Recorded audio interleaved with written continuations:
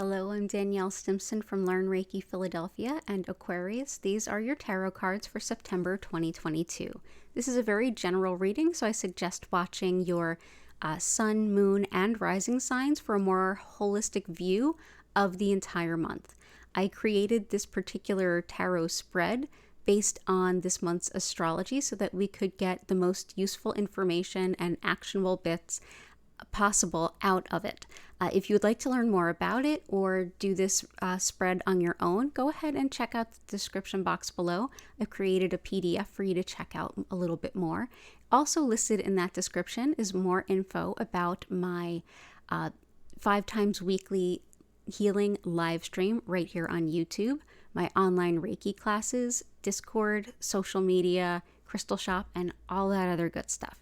If you'd like to join me for one of those healing live streams, consider subscribing and hit the notification bell so that you don't miss an opportunity to hang out and have some healing sent to you whenever and wherever you happen to be.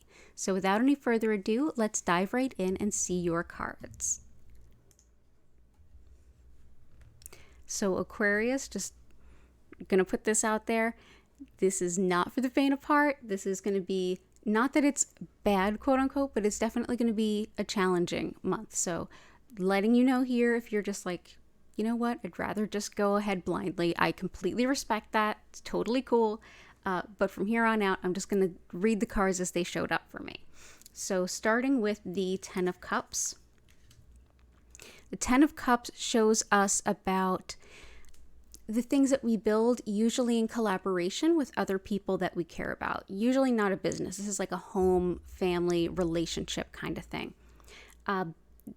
Tens are about culmination, completion, and reaching a certain level of contentedness and solidity, being solidified.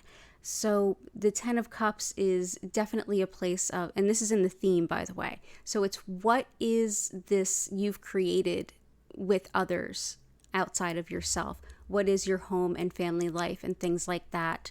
And are you fulfilled in that? So that's going to be our main theme, the foundation of our reading here. The starting point is the Six of Coins. So if you have been struggling with finances or anything like that, this definitely may shed some light on that.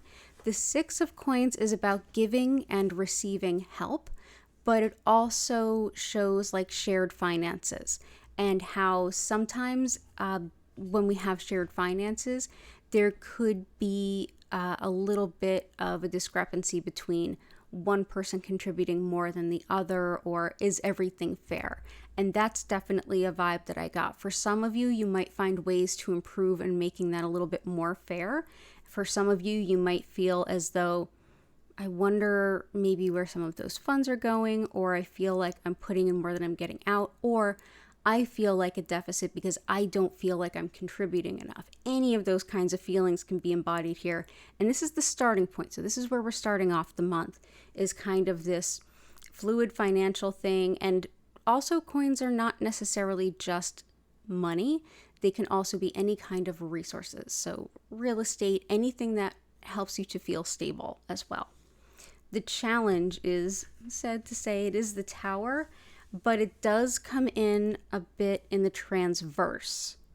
So for some of you, this will be just a full-on Tower, and for some of you, it will be a little bit mitigated. So the Tower in and of itself is one of those, and I'll just flip it right side up so you can see it. This is the Fountain Tarot, by the way. You can see more about it. There's a link in the description.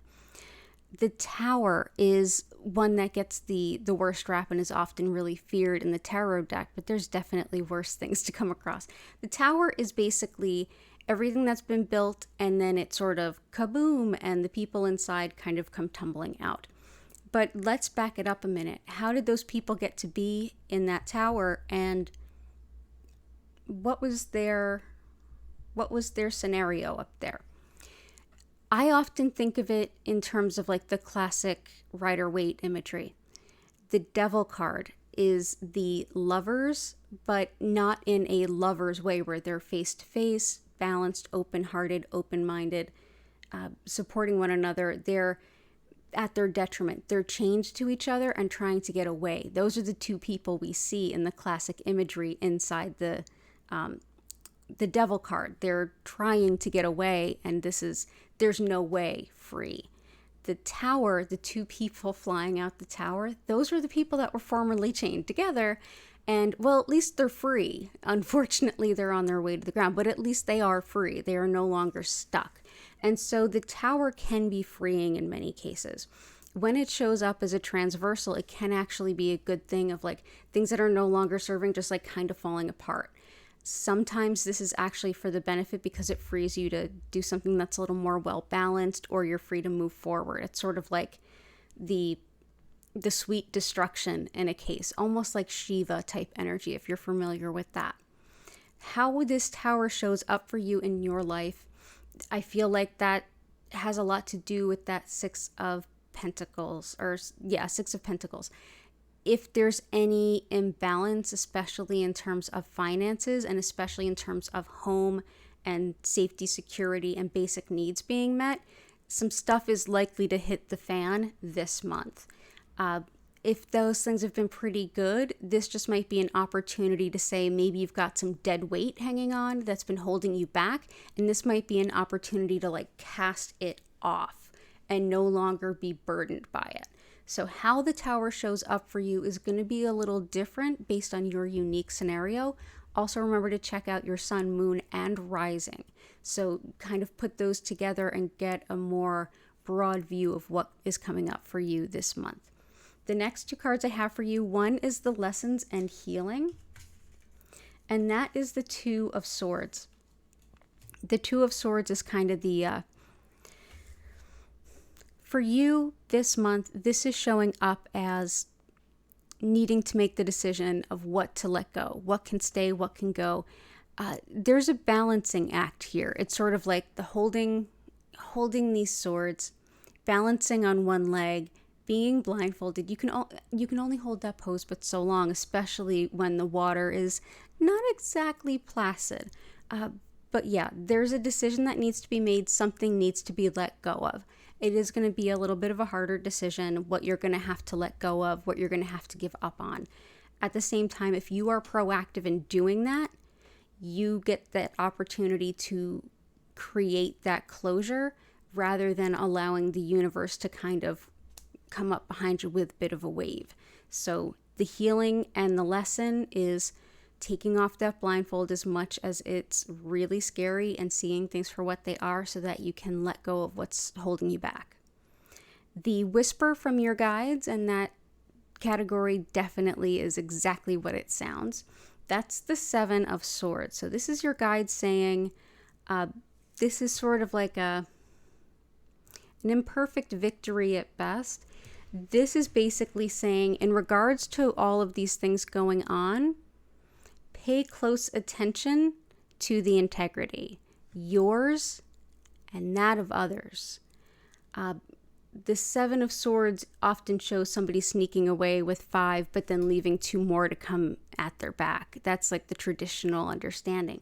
But what it can actually mean is, because the swords are very much mental and thoughts and logic, this could be cut and run kind of thing, or making quick and potentially foolish decisions that ultimately don't suit you in the long run. Yes, you want to make that choice so that you're not stuck here in the water with Miss Two of Swords, but you want to make them transparently and with integrity. You don't want to leave anything behind. You want to, and you also want to keep an eye out that the other people you might be dealing with, keep an eye out that their integrity is really in place. But yeah, Seven of Swords is sort of like, watch out for the details, for sure. And with that, yeah, it's going to be a bit of a bumpy month, but remember, it's ultimately you'll be the better for it. It's sort of like it's all over but the shouting, or it all comes out in the wash. Those kinds of phrases make sense here. Yeah, it's not the most comfortable, but you've had worse when you were just sort of slogging through and feeling like you were going nowhere. This is an opportunity for you to leave behind the dead weight so that your efforts that you're putting out can actually propel you forward. So make sure that you don't sell yourself short in the end, and make sure that you are in your integrity, making the right decisions, and not cutting corners where it's inappropriate, because ultimately it can come back to bite you. So with that, I do wish you a bright and beautiful September of 2022. I hope that what's let go of sets you on the course for all kinds of beauty and healing and good things to come. I do hope to see you again next month. Please do take care, and bye for now.